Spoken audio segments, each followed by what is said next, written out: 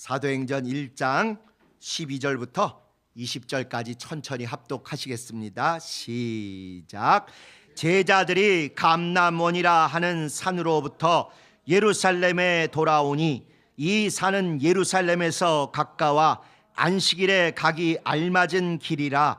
들어가 저희 유하는 다락에 올라가니 베드로, 요한, 야고보, 안드레와 빌립, 도마와 바돌로메, 마테와 및 알페오의 아들 야고보, 셀롯인 시몬, 야고보의 아들 유다가 다 거기 있어 여자들과 예수의 모친 마리아와 예수의 아우들로 더불어 마음을 같이하여 저녁 기도에 힘쓰니라. 모인 무리의 수가 한 120명이나 되더라. 그때 베드로가 그 형제 가운데 일어서서 가로되, 형제들아, 성령이 다윗의 입을 의탁하사 예수 잡는 자들을 지로한 유다를 가리켜 미리 말씀하신 성경이 응하였으니 마땅하도다. 이 사람이 본래 우리 수 가운데 참여하여 이 직무의 한 부분을 맡았던 자라. 이 사람이 불의의 삭스로 바듯을 사고 후에 몸이 곤두박질하여 배가 터져 창자가 다 흘러나온지라. 이 일에 예루살렘에 사는 모든 사람에게 알게 되어 본방언에 그 밭을 이르되 아겔다마라 하니 이는 피밭이라는 뜻이라. 시편에 기록하였으되 그의 거처로 황폐하게 하시며 거기 거하는 자가 없게 하소서 하였고, 또 일렀으되 그 직분을 타인이 취하게 하소서 하였도다. 20절까지 다 읽었습니다. 어려운 내용은 아니시죠? 그리고 이미 우리가 여러 번 예전에도 듣고 읽고 상고했던 그런 성경 말씀입니다. 그래서 오늘 사도행전 세 번째 시간 제목이 함께 했었던 자들과 함께 할 자들. 과거에 함께 했었던 자들, 그리고 지금부터 계속해서 함께 할 자들, 두 부류의 사람 이야기가 여기 이렇게 모여 있습니다. 함께 했었던 자들은 복음서에 있었던 자들이에요. 누가복음을 비롯해서 복음서에 있었던 자들이고 예수님의 죽으시고 부활하심을 체험한 자들이에요. 그러나 이제부터 사도행전에서 함께 할 자들은 그것 더하기 복음서에서 그들이 미처 못 체험한 거 뭐죠? 성령으로 충만해서 사도행전, 성령행전을 써나갈 자들입니다. 복음에서 예수로 말미암아 함께 했었던 자들과 사도행전에서 성령으로 말미암아 함께 할 자들이죠. 그래서 함께 했었던 자들은 같이 보고 같이 체험한 사건이 있었고 또 체험들이 있었어요. 오병이어에 푸지게 먹기도 하고 뭐 그랬었습니다. 그런데 이제 함께 할 자들은 그런 체험도 있지만 이제부터는 오신다더라 하는 소망이 있어야 되고 믿음이 있어야 되고 특별히 인내심이 있어야 됩니다. 인내심이. 왜냐하면 그때는 예수님이 옆에 계시니까 크게 의심이 들 일이 별로 없었어요. 같이 다니면서 사건을 같이 했고 체험도 했었어요. 그러나 이제 예수님이 가시고 눈에 보이지 않으시는 성령님이 오시긴 했는데 아무래도 눈앞에 이렇게 대장님이 계신 거하고 이 안에 계신 거하고 차이가 있다 보니까 그분이 다시 온다 하신 걸 믿어야 되는 믿음이 오히려 복음서보다 더 필요한 게 사도행전입니다. 복음서는 그냥 묻어가면 돼요. 묻어간다는 표현 아시죠? 얼떨결에 덩달아 설렁설렁 이런 건데 여기는 믿음이 있어야 되고 진짜 오신다는 걸 바라보는 소망이 있어야 되고 혹시 자기가 생각하는 것과 시간이 어긋나는 거나 상황이 어긋나도 끝까지 인내하는, 그래서 복음서보다 더 어떤 의미에서는 위대한 신앙입니다. 복음서는 예수님이 99% 다 하시고 나머지 1%를 덜렁덜렁 쫓아다녔어 그냥 신바람 나는 반면에 여기는 기도도 해야 되고 핍박도 받아야 되고 인내도 해야 되고 끝까지 붙들고 버둥버둥하는 그런 적나라한 믿음이 나온 게 바로 이 사도행전 함께할 자들의 이야기입니다. 자, 먼저 이제 내용을 보시죠. 감람원의 부활의 증인 500명이 다락방의 성령의 증인 120명으로 변화되었다. 500이 120명 됐으면 약 4분의 1로 준 거잖아요. 좋은 거예요, 나쁜 거예요? 누가 봐도 이거는 아쉬움이 있고 섭섭함이 있죠. 근데 아까 우리가 읽은데 120명은 나왔어요. 15절에 보면 모인 무리의 수가 한 120명이나 되더라. 근데 이제 500명은 안 나왔잖아요. 우리가 500문도 이런 표현도 들어보셨죠? 어쨌건 500명의 제자들 사람들인데 이건 어디냐면 고린도전서 15장에 나옵니다. 제가 한번 읽어드릴게요. 그래도 또 흔치 않은 경우니까 고린도전서 15장 보시면은 뭐라고 되어 있는 거 하니?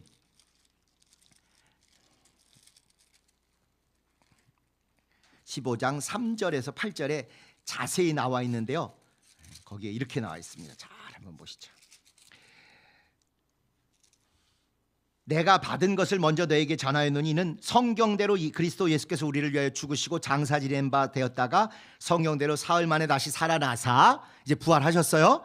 그런데 5절부터 뭐라고 되어 있냐면 게바에게 보이시고, 게바가 베드로의 또 다른 그 명칭입니다. 이름입니다. 그래서 게바에게 보이시고 후에 12제자에게와, 사실은 베드로에게만 보이신 게 아니라 요한도 같이 봤지만 어쨌건 베드로에게 보이시고 후에 12제자에게 또 보이시고 그 다음에 또 그 후에 500여 형제에게 일시에 보이셨나니, 이게 아마 승천하기 직전 때 모여있는 사람들이 일시에 보이셨나니 그 중에 지금까지 태반이나 살아있고 어떤 이는 잠들었으며 그 후에 누구에게 또 다른 사도들에게 보이셨도다. 이제 이렇게 말씀하고 있어요. 그래서 아마 주님이 부활하신 직후에 제자들 보셨지만 전체 주님 부활하신 걸 보고 마지막까지 함께했던 사람들이 한 500명 되는 것 같고, 그 중에 여기 보니까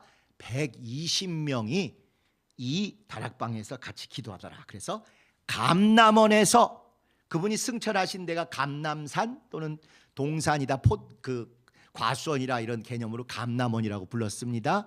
500명의 감람원의 부활의 증인 500명이 다락방에 이제는 예수의 부활의 증인이 아니라 성령으로 인한 증인 120명으로 변했다.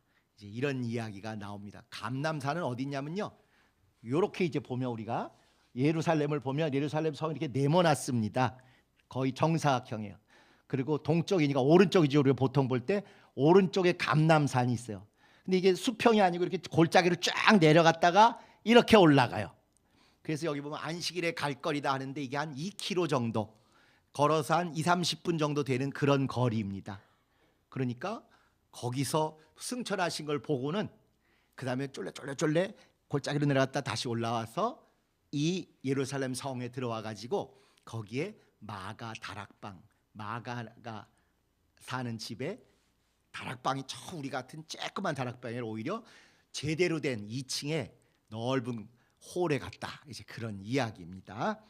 자, 2번, 예수가 부르시고 함께 했었던 제자들이 예수께서 직접 너 하고 부르신 얘기 다 기억하실 것입니다. 이렇게 부르시고 함께 했었던 제자들로부터 이들이 어떻게 변화되냐면 성령으로 끝까지 함께할 제자들로 바뀌었다. 누가가 누가복음을 전반전으로 쓰고 사도행전을 후반전으로 썼다고 말씀드렸죠.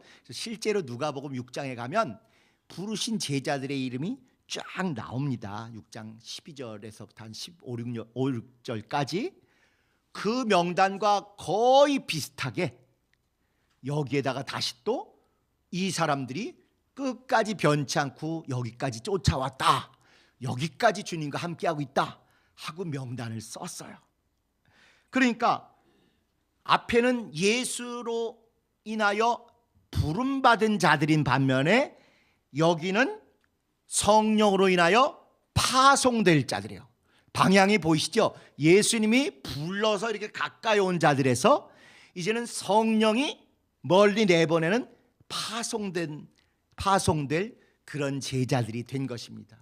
지난 시간에는 눈에 이렇게 기록하기를 하늘로 올리우신 자와 광야로 성전을 만들기 위해서 퍼져나갈 자, 수직으로 올리신 이와 수평으로 퍼져나갈 자를 방향을 보여주셨잖아요.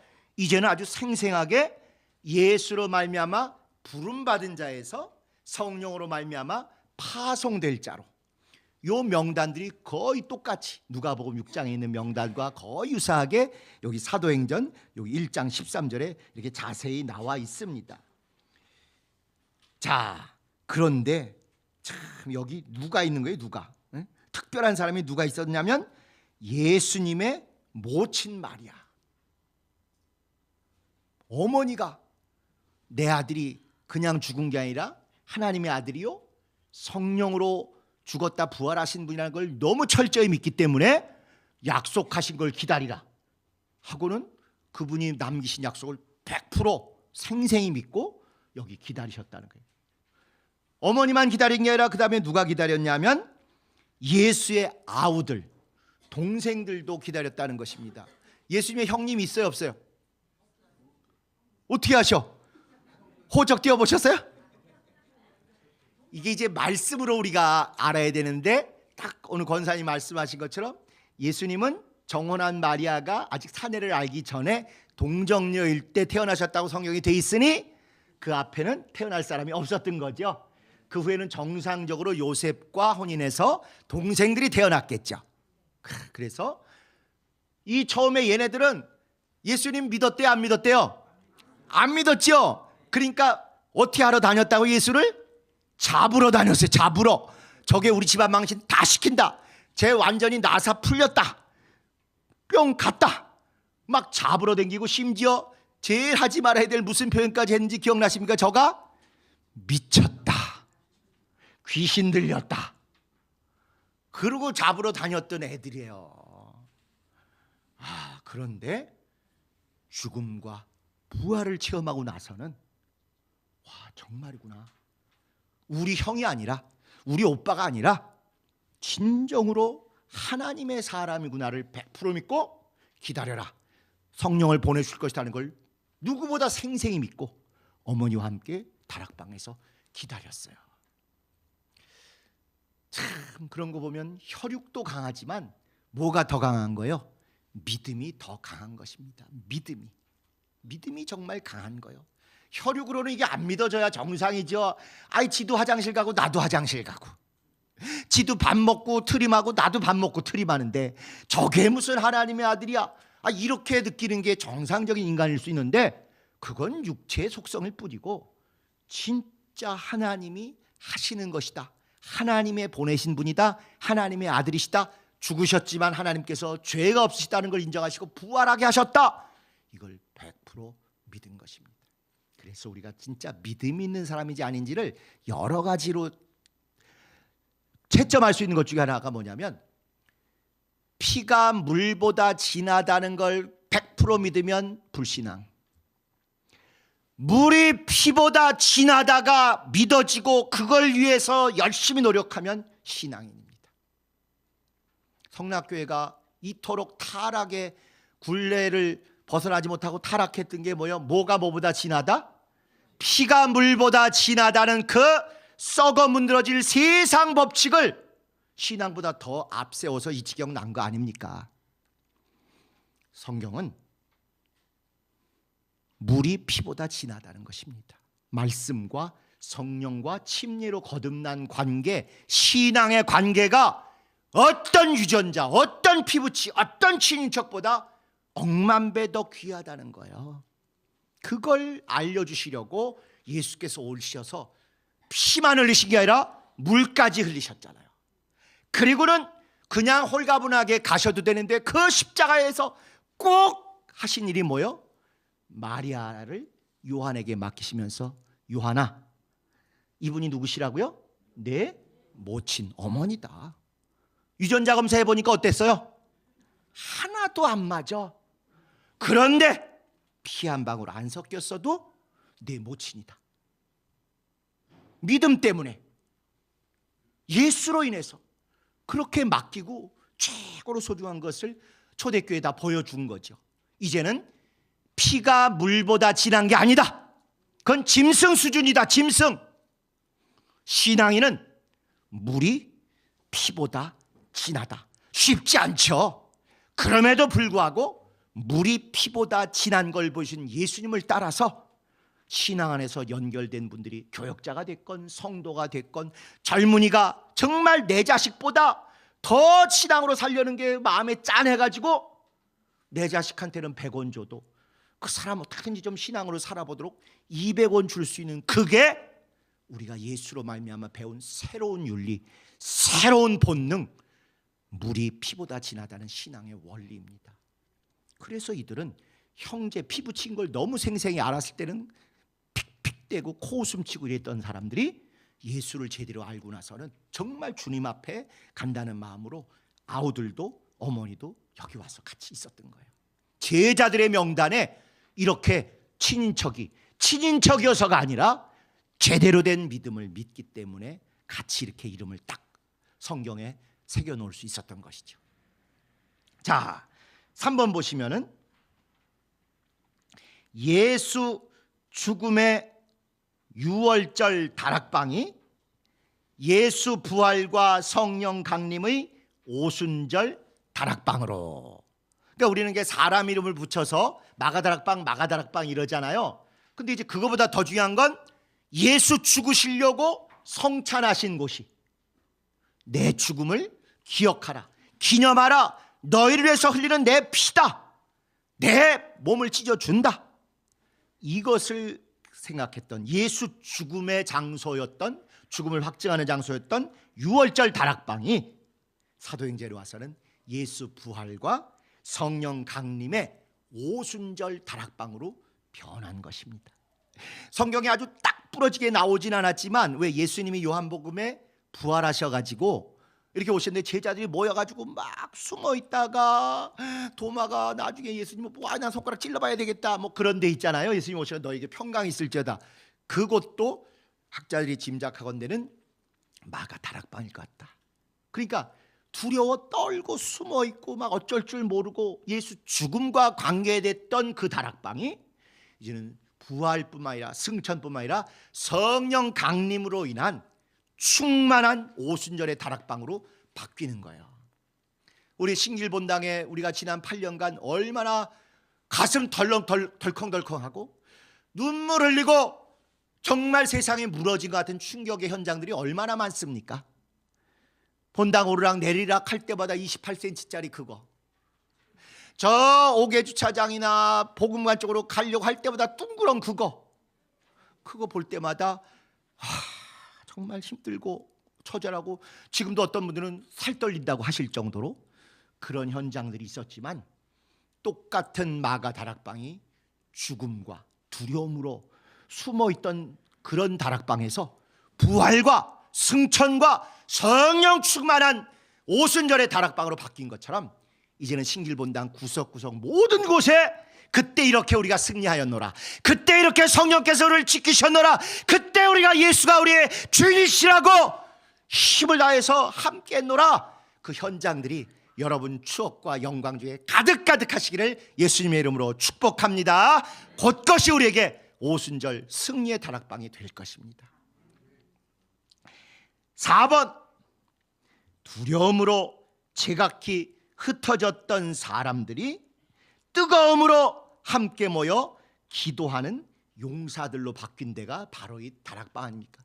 저 아까 말씀드린 대로 예수 잡히셨을 때 내가 다 책임지겠습니다, 내 앞장서 다 물리치겠습니다, 큰소리 떵떵 쳤던 베드로를 비롯해서 다 쫙 하자마자 어떻게 됐어요? 다 내뺐죠. 그나마 동작이 좀 느렸던, 굼떴던 아마 마가, 요한이라고 하는 마가, 걔 하나만 뒤늦게 있다가 어떻게 됐죠?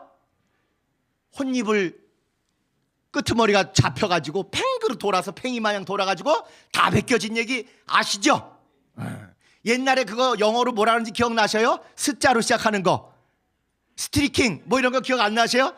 옛날에 들어본 기억 있으시죠? 괜히 해외 소식에 보면 멀쩡한 된 사람이 길거리에 옷 벗고 막 뛰어가는 거, 마가가 달리기가 느리는 바람에 또는 혼이불을 이렇게 두르고 나가지고 걸음이 좀 불편했겠죠.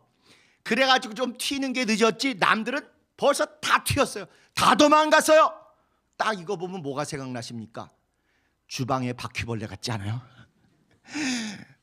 뭐가 할게, 내가 보리차를 끓여야 되는데, 아니면 가스불 킨 것 같아. 그래가지고 나와서 불 탁 켜면 순식간에 그냥 그 수많은 시꺼먼 바퀴벌레를 쫙 숨죠. 세상에 제일 빠른 게 바퀴벌레 같아요. 불 켜면 숨는 바퀴벌레. 제자들이 안 계셔서 제가 이런 얘기해서 참 송구스럽긴 한데, 제자들의 그 도망가는 그때 그 장면을 보면서 자꾸 바퀴벌레가 생각나요. 그냥 예수 잡히는 거 보고는 큰 소리 뻥뻥 쳤다가 바로 다 내빼. 뒤도 안 돌아보고 내빼요. 그나마 마가 하나 잡히고, 베드로는 아마 가다가 좀 슬금슬금 뒤가 이러니까 좀 봤던 것 같아. 그러다가 잡혀가는 데까지 어떻게든지 좀 쫓아가 보고. 어쨌건 바퀴벌레를 방불케 하는 그런 현장들이 있었던 그 제자들이, 두려움으로 제각기 흩어졌던 그 제자들이 이제는 뜨거움으로 함께 모여서 함께 기도하는 기도의 용사들, 전도의 용사들, 정말 파송받은 하나님의 십자가 군병으로 거듭났습니다. 우리 어땠어요?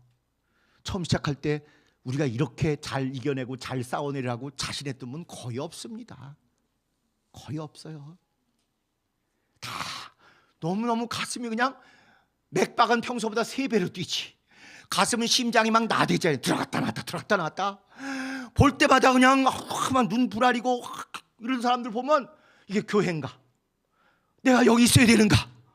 막 그렇게 두렵고 떨렸던 제자들의 모습과 우리가 조금도 다르지 않았죠. 그냥 오직 교회 지켜야 된다, 주님이 우리 예배 받으셔야 된다, 그 일념 하나로 억지로 때로는 옆 사람과 함께 이렇게 모여서 지나왔더니 우리도 모르게 우리가 강한 용사, 십자가 군병이 되어 있는 것입니다. 이스라엘이 그랬어요. 이스라엘이 종살이 400년 했을 때, 야, 하나님 해방시켜 주신대, 나가자. 그랬을 때 나갈 기운이 있었겠습니까? 절대 못 나갑니다. 율법에도 있어요. 아예 종으로 수십 년을 살았는데 너 이제 희년이 돼서 49년 50년째가 됐으니까 해방이다, 너 이제 자유자가 됐다, 나가라 하는데 잘 안 나가더라는 거예요. 왜? 나가면 할 수 있는 게 아무것도 없으니까. 그래서 저는 주인과 함께 계속 있겠습니다 하면 그거 그 의사대로 해줘라, 이런 얘기가 율법에 있을 정도예요. 그러니까 우리도 조선시대다 이제 해방되고 있대 머슴으로 너무 오래 사신 분들은 나가라 그러는데 못 나가는 거야. 나가면 오히려 굶어 죽을 것 같고, 세상을 내가 자유인으로서 내가 스스로 결정하고 책임지는 삶을 살아본 적이 없잖아요. 비록 고달프고 서럽고 그렇다 할지라도 시키면 시킨 대로 하면 쇠경은 나오고 또는 그냥 끼니는 굶지 않았는데, 자유자가 된다니 얼마나 힘들겠어요. 그래서 이스라엘이 나올 때 웬만한 충격 아니면 이거 안 나옵니다. 그걸 열지앙 이런 걸 통해서 보니까 하나님 우리 책임지시는가 보다 하고 나왔어요. 근데 일단 나와서 처음엔 좋았는데 조금 힘드니까 어떻게 해요? 돌아가자, 애굽으로 돌아가자. 자동차만 유턴 있는 게 아니라 우리도 유턴하자 이랬다니까요. 왜 우리를 여기까지 끌어내가지고 힘들게 하냐. 거기 있으면 요새 맨날 우리 메추라기만 먹고 만나만 먹는데, 거기 있으면 생선도 먹고 소고기도 먹고 부추도 먹고 파도 먹고 마늘도 먹고 오이도 먹고 수박도 먹고. 아니 성경에 이런 얘기를 다 써놨어요. 자유자로 산다는 게, 두렵고 떨렸던 사람들이 자유자가 돼서 내가 주님과만 관계하고 다른 거 진짜 억압받지 않고 살겠다, 이게 말은 멋있지만 실제로 그게 쉽지 않습니다. 근데 하나님 우리를 단시간에 성령으로 막 몰아내시고 성령으로 막 이렇게 뻥튀기 튀기시 속성으로 튀기셔가지고 우리가 의식하지 못하는 사이에 우리가 강한 군대, 십자가 용사들, 진짜 하나님이 40년 광야에서 이스라엘을 다스리시고 또 여러 가지로 변화시키신 것을 불과 7, 8년 만에 진짜 우리 많이 다듬어 주셨어요. 그래서 여기 나온 대로 두려움으로 흩어졌던, 두려움으로 어쩔 줄 못하던 우리들을 이제는 진짜 주님 오실 때까지, 또 내가 주님께 갈 때까지 할 수 있겠다 싶은 자신감과 감사함이 넘치는 그런 용사들로 우리를 키워주셨습니다. 오늘 특별히 8주년 기념 감사하는 날인데 여러모로 감사가 소록소록 이렇게 떠오르네요. 5번, 기록된 대로 불의한 죽음으로 탈락한 유다에서 또 기록된 대로 딴 구절을 보니까 기록된 대로 누군가가 그 직분을 새로 맡을 것이다 하는, 기록된 대로 불의한 죽음으로 탈락한 유다에서 기록된 대로 새로운 누군가에게로, 요 다음에 나오면 그 이름이 뭐라고 나와 있죠? 마띠아라고 나와 있죠. 이렇게 좋은 의미로 바톤 타치가 돼야 되는데 한 사람은 탈락하고 다른 사람은 축복으로 다시 새로운 직분을 맡는 이런 이어달리기가 기록이 되었습니다. 그리고 나서 이제 이 구절에서 제일 중요한 게 14절에 이렇게 돼 있어요. 아까 여자들도 있고, 이제 신약교회가 됐기 때문에 여자들을 당당히 1인분으로 쳐주는 거예요. 구약은 어떤지 아시죠? 여자들 다 빼잖아요. 재산 목록 중에 소, 양, 닭 이런 거 할 때 거기에 여자 들어갈 정도로 그렇게 무시하는데, 이 예수께서 남종이나 여종이나 남자나 여자나 다 똑같다, 모든 이들을 위해서 내가 피 흘렸다. 진짜 오늘날 민주주의도 제대로 다 이루지 못한 그 온전한 평등 존중을 예수님이 이때 이미 선언해 놓으셨어요. 그러니까 딱 첫 시작부터 여자들도 있고 예수님의 모친도 계시고 또 아우들도 있다, 이런 얘기를 다 썼습니다. 근데 이들이 모여서 뭐 했겠어요? 우리나라는 이렇게 모이면 뭐 해요? 그림 공부하든지, 아니면 누구 그냥 흉보든지, 아니면 요즘 같은 너무 또 정치 때문에 좀 우리가 마음고생하고 서로 막 안 맞아서 이러는데, 이들은 그러지 않고 뭐 했어요? 더불어서 마음을 같이하여 전혀 기도에 힘썼다. 더불어서 함께 또 마음을 같이하고, 누구는 이거하고 누구는 저거가 아니고 같이하고, 그 다음에 이것도 했다 저것도 했다 변덕 부리는 게 아니라 오직 전혀 기도를 열심히 했다. 그러니까 우리 용어로 바꿔 얘기하면 단체 기도하고 합심 기도하고 아주 전심으로 기도하고 또 심지어 금식 기도를 한 거예요. 단체로 다 모여서 합심 기도하고 전심으로 기도만 하고 또 거기다가 하다 보니 금식하며, 제가 말씀드렸지 지난주에도, 이게 며칠짜리 며칠만 기도하면 된다 이렇게 했으면 그때까지 금식하는 건 쉬워요. 5일 좋다, 버텨보자. 그럼 우리 몸도 알아요. 뭐 때, 야 5일 안 돼, 비상이다, 비상, 5일짜리 비상이다 그러면 몸들이 다 알아서 절제할 거 절제하고 분해시킬 거 분해시키고 이렇게 합니다. 근데 여기는 예수님이 그런 얘기를 전혀 안 했어요. 시간의 주인이신 아버지가 다 하실 것이고 우린 여기서 이 공간을 채우고 있는 게 우리 역할이다 하니까 하루인 줄 알고 했다가 그 다음 날도 안 오시네. 그 다음 날도 안 오셨어요. 이게 3일 넘어가면 그때부터 어떻게 되겠어요? 엉덩이가 들썩들썩, 괜히 말이 없지도 않은데 화장실 생각이 자꾸 나고, 괜히 핸드폰 온 것 같고, 괜히 뉴스 궁금하고. 그런데 거기에 밥도 안 먹고 그렇게 언제인지 모른지를 열흘간 했다는 거 아니겠습니까? 차라리 처음부터 열흘간 금식하며 기도하자 그러면 할만하다니까요.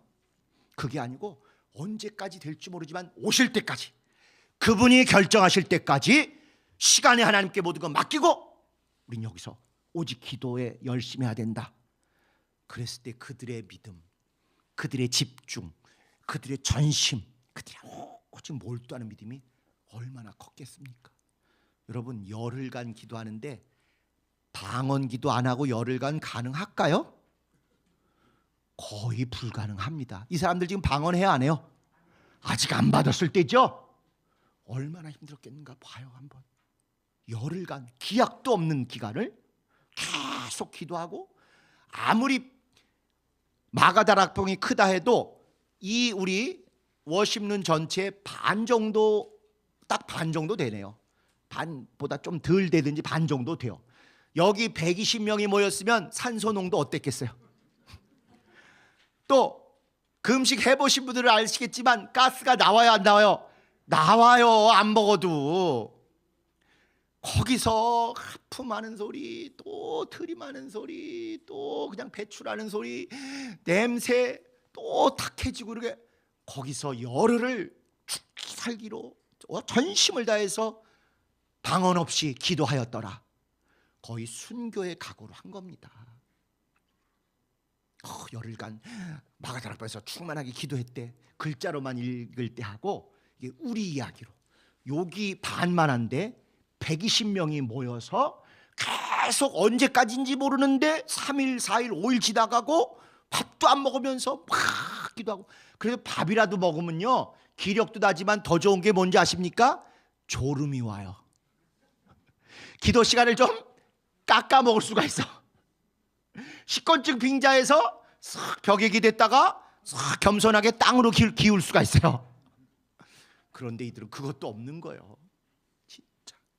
그러니 그 믿음이 순교를 방불게 하는 그런 믿음입니다. 단체 기도, 합심 기도, 전심 기도, 또 이렇게 금식 기도까지 한 이들의 믿음이 정말 이 피조 세계의 하나님의 그 실제 되시는 삼위 하나님 중에 한 분이신 성령께서 누추하고 누추한, 더럽고 더러웠던 우리 심령 속에 들어오시게 되는 결정적인 믿음의 계기가 됐던 것이죠. 우리는 비교적 충만한 교회를 다니면서 성령을 모시고 방언을 말하는 게 다른 분들보다 쉽게 이루어진 편 아닙니까?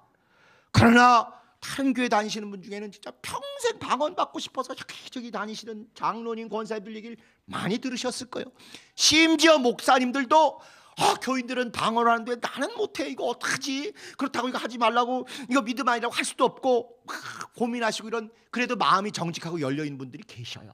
그런데 어떤 목사들은 내가 못하니까, 내가 못하는 걸 감히 교인들이 해 막아야 되겠다 하고 그걸 성령 회방으로 정죄하고 절제시키고 못하게 하고, 그거는 옛날에 없어진 거다, 막 이런 식으로 진짜 안타까운 일도 많이 벌어졌어요. 우린 비교적 쉽게 성령님을 모시고 방언을 말했지만 이거 천지가 뒤집어져도 될 수 없었던 일입니다. 절대로 하나님이 인심이 좋으셔서 마음대로 바겐세일 하실 일이 아니라는 거예요. 예수 죽으시고 부활하시고 승천하셨기 때문에 가능한 일뿐만 아니라 이 초대교회 목숨을 건 믿음의 선배들이 죽기 살기로 기도한 결과 그분이 믿음의 그 모습에 합당하게 여기셔서 오신 거다 하는 거죠. 우리도 개혁한다고 해서 성령님에 대해서 자꾸 옛날보다 소홀히 여기거나 방언 기도를 소홀히 한다면 이건 우리는 개혁이 아니라 뭐라고요? 타락입니다. 그동안 너무 힘들고 어려운 점이 있었지만 이제는 다시 우리가 믿음의 본질, 믿음의 본연으로 들어가서 성령의 역사 계속 시인하고 인정하고 성령께 의지하려고 그러고 방언하고 축사하고 아픈 사람 있으면 정말 손 얹고 기도하고 손잡고 기도하고, 이런 일들이 오히려 더 성숙한 어른 신앙답게 넘치게 되시기를 축복합니다.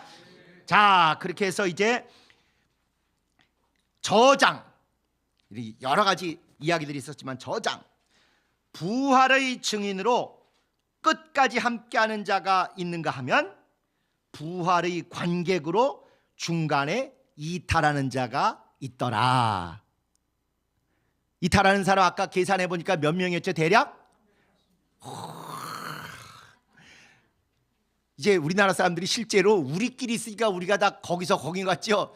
딱 저 수준으로 미국 가시면 동네에서 수학 천재 소리 들으십니다. 진짜로. 우리나라에서 초등학교만 졸업하고 가도 고등학교까지 학교마다 수학 천재 소리 들어요.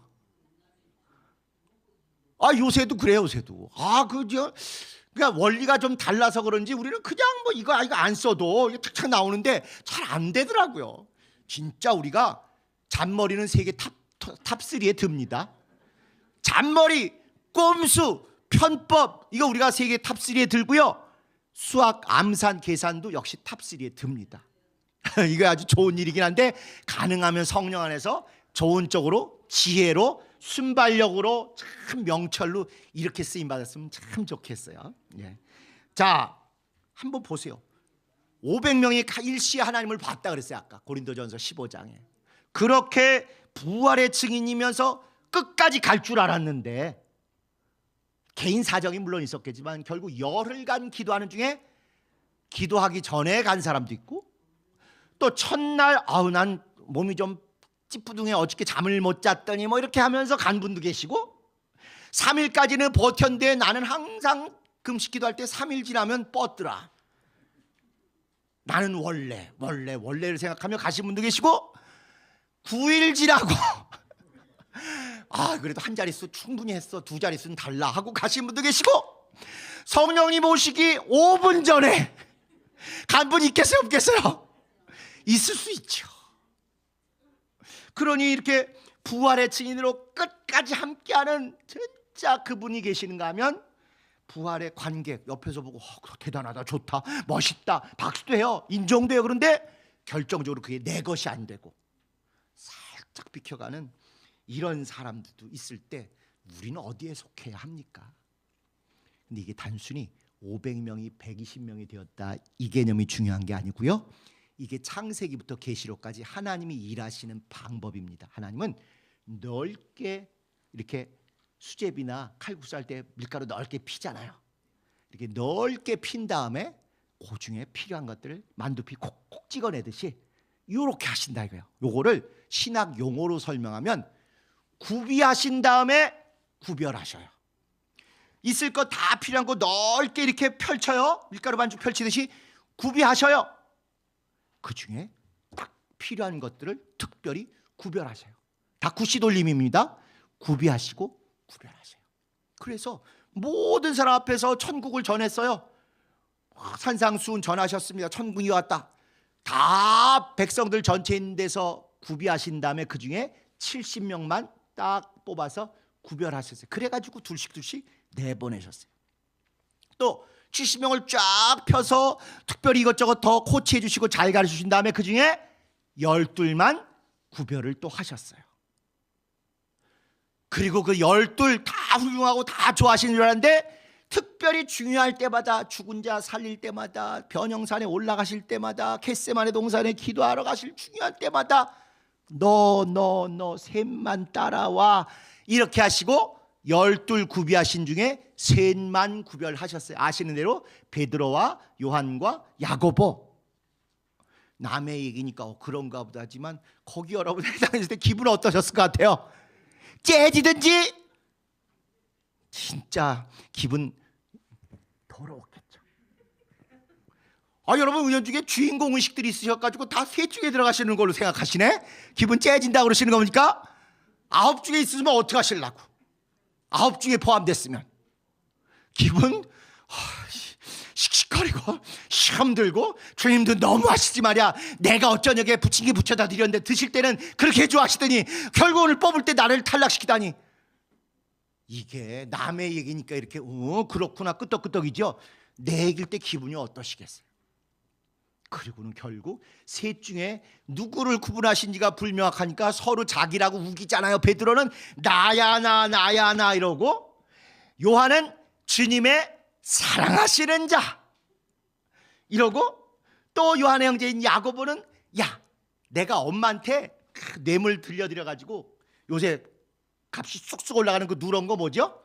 황금 골드바하고 먹는 이 산삼하고 주님 갖다 드렸어. 몰래 나야 나. 그러지 않았겠습니까? 주님의 일하시는 거 보니까 넓게 펼쳐서 다 구비하신 다음에 꼭 구별하시고, 또 구별하시고, 또 이렇게 펼치셔서 구비하신 다음에 또 구별하시고, 또 이걸 또 펼치셔서 얇게 구비하신 다음에 구별하셔서 백성 전체 중에 70명, 70명 중에 12명, 12명 중에 셋, 그 중에 하나는 나다. 이런 경쟁들이 결국은 신앙이 아니라 탐욕, 정욕, 선악과 먹고 잘 되려고 하는 그런 죄악 아니겠습니까? 그래서 이렇게 부활도, 그분의 부활도 받고 승천도 봐서 그 영광스러운 걸 봤어도 끝까지 가는 사람이 있는가 하면, 관객으로 멋있어, 대단해, 역시 우리 주님 멋져, 굉장히 좋아한 것 같은데 결국 마지막까지 그분이 기다려고 하신 대로 성령까지 모셔서 승천하신 분이 하늘로 가셨을 뿐 아니라 내 안에 성령으로 오셨다는 걸 체험한 자들은 별개다 하는 것입니다. 500에 들으시겠습니까? 120에 들으시겠습니까? 120에 들으셔야죠. 백성들 전체, 성도들 전체 중에 있으시겠어요? 아니면은 70명에 그래도 들어가시는 게 좋으시겠어요? 그래도 역시 70이죠. 그래도 우리가 주님이 뜻밖에도 외모로 안취하신다고 하시니 12명에 들어가려고 노력해야 되지 않겠습니까? 3명 중에 이왕이면 들어가면 얼마나 좋겠어요. 이거는 뭐 공식적이거나 신앙적인 건 아닌데요, 들려오는 썰에 의하면 요 한 가족 집에 오시는 분들이 70인에 들어가실 확률이 훨씬 높다는 그런 설이 있어요. 공식적인 건 아닌데, 물론 여기 오신 분도 있지만 지금 지혜배당에서 또 이렇게 인터넷으로 함께 하시는 분들도 거기 들어가실 수 있다는 설이 있는 것 같기도 해요. 자, 2번, 저장의 2번. 더불어 마음을 같이하여 전혀 기도에 힘쓰는 그런 공동체와 그냥 모여있는 군중들, 120명 말고 지나가든 여기 있다가 나간 사람도 있지만 그 동네에 사는 사람이 저기 뭐야? 뭔데 저렇게 시끄러워? 쟤네들 집에도 안 가? 야, 이거 정말 민폐네? 하면서 왔다 갔다 하고 문 열고 들여다보고 뭐 이런 사람 있겠어요? 없겠어요? 얼마나 열심히 120명이 부르짖으며 막 뜨겁게 기도하는데 동네에 소문이 안 났겠습니까? 문 열어보고 또 카톡 보내보고 또 CCTV로 확인하고 많아요. 인터넷으로 우리가 드리는 예배를 지나가다 보는 사람도 있습니다. 그런데 이렇게 그냥 모여있고 눈으로 보기만 하고 지나가는 군중에 머물 것인지, 아니면 여기에 내가 주체가 돼서 열심히 해가지고 더불어서 마음을 같이하여 아주 전적으로 합심기도, 금식기도, 통성기도, 진짜 전심기도 이거에 함께 할지는 하나님이 우리를 보실 것입니다. 마지막 3번, 저장의 3번. 이렇게 믿음으로 사용받고 사랑받는 자와, 잘 보세요, 이거 단어 하나하나가 너무너무 중요한 단어들을 이렇게 다 모아놓은 건데, 기능으로 사용받고 버림받는 자. 믿음이 있어서 주님께 사용받았어요. 그리고 끝까지 믿음을 지속했기 때문에 사랑도 하셔요. 근데 믿음이 아니라 그냥 말을 잘하거나 주먹이 세거나 열쇠를 잘 열거나 이래가지고 개혁에 누가 예를 들어서 사용받았다고 치십시다. 이거는 믿음으로 사용받은 아니고, 그렇게 됐다면 기능, 능력, 실력, 기능으로 사용받을 수 있어요. 그리고는 사용은 받았지만 주님하고 관계가 없어요. 자녀가 아니에요. 진짜 하늘까지 함께 갈 사람이 아니에요. 그러면 가. 본인이 뛰어쳐나가든 하나님이 그냥 정리하시든 이럴 수 있는 것입니다. 바로 다른 제자들과 가룟 유다의 차이가 그거 아니겠습니까? 죽으러 오시는 예수님을 죽는데 제일 큰 공헌한 사람이 누구게요? 가룟 유다. 가룟 유다의 그런, 다른 사람은 꿈도 못 꾸는 일이잖아요, 주님을 죽인다는 게.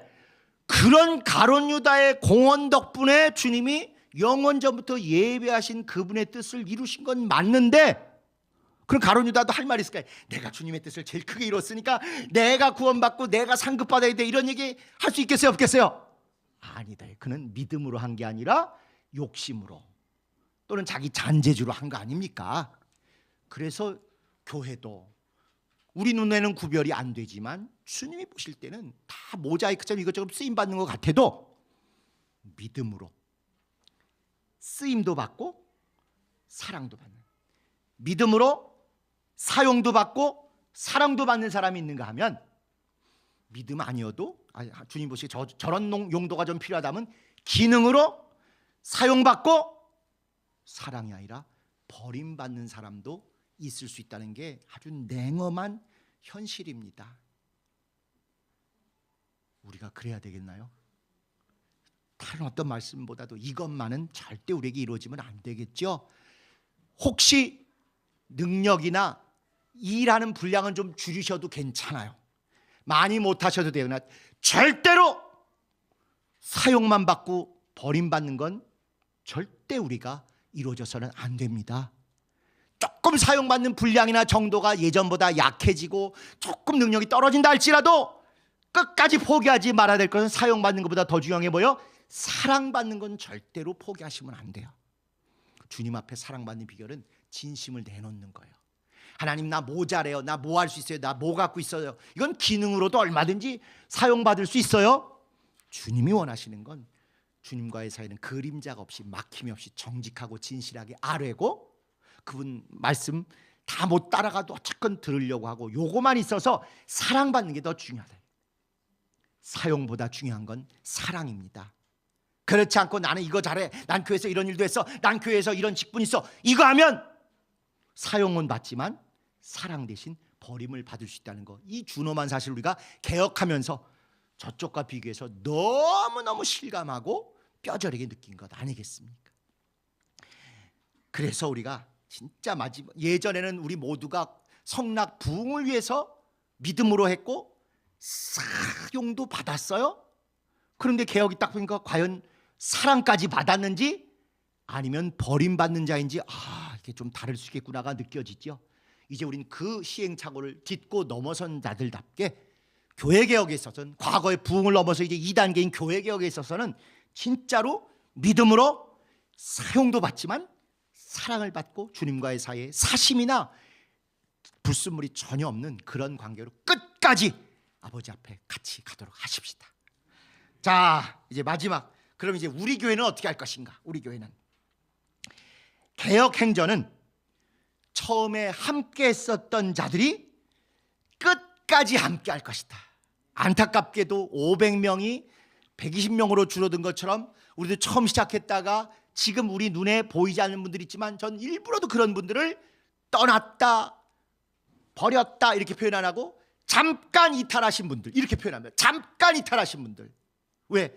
인간적으로 볼 때 너무 힘들고 너무 고통스러우니까 잠깐 피신해 계실 뿐이지, 한 번 성락교인이 어디 가서 성락교의 그 영원한 충격과 행복을 지우기 어려우시더라고요. 그래서 잠깐 이탈하신 분들이지만 우리가 개혁으로 새 출발한 데에는 이제 온전히 새 출발하게 되면 다시 돌아오실 분이라고 확신합니다. 나이 드실수록 자기가 정말 청춘을 바쳤던 이 교회로 다시 돌아오실 거예요.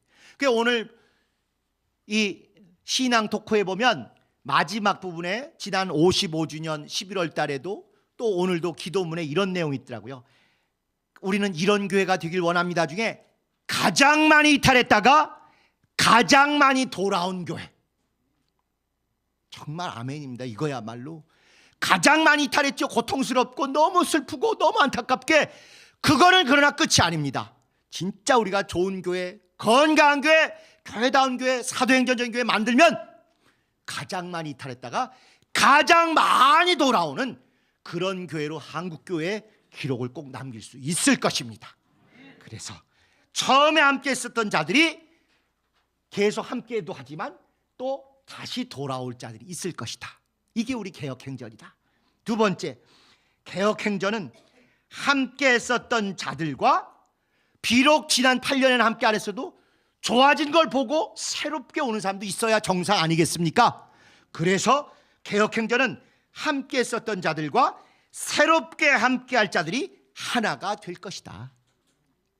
진짜 강남이든 분당이든 어디서 제일 좋다고 하는 교회 다녀보신 분들이 그 좋은 것에 더하여 우리만이 가진 뜨끈뜨끈함과 정말 상처도 있지만 회개도 하고 회복도 한, 그리고 아픔을 아는 우리의 이 신앙 때문에 와서 새롭게 함께하는 사람들이 반드시 있어야 됩니다. 마지막 3번, 개혁행전은 고난에도 끝까지 함께 했었기에 영광에도 함께 할 것입니다. 할렐루야. 그러므로 우리 기독교는 제가 전에 한번 표현한 대로 이렇게 사도행전 처음 시작될 때처럼 나온 것처럼 기독교는 기도교이고 기다림교입니다. 화끈한 성격이 기독교가 아니에요. 우리 교회는 특히나 화끈한 거 좋아했잖아요, 과거에. 기독교는 화끈교가 아니라 기독교는 기도교고 기다림교로 이렇게 시작한 것입니다. 또 기존 사람들의 거듭남, 달라짐 이것뿐만 아니라 새로운 사람이 우리 교회 와서 그분이 가진 좋은 것 더하기 우리 가진 뜨끈뜨끈한 것도 함께 어우러지는 온전한 교회가 될 것입니다. 또 정말 리브가가 야곱에게 그랬잖아요. 몰래 축복을 받기 위해서 저주일랑은 내가 담당할 테니 축복은 내가 받으라는 것처럼 고통과 고난은 이제 우리가 감당했으니 우리 자녀들과 새로운 분들은 축복과 은혜와 신바람 나는 교회 생활에 성공하도록 그렇게 온전한 교회 만드는 데 성공하는 여러분 되시기를 예수님의 이름으로 축복합니다. 우리 주님 가르쳐 기도하시고 이 사도행전 교회를 세상에 나가 전파하기 위해서 함께 기도하시겠습니다.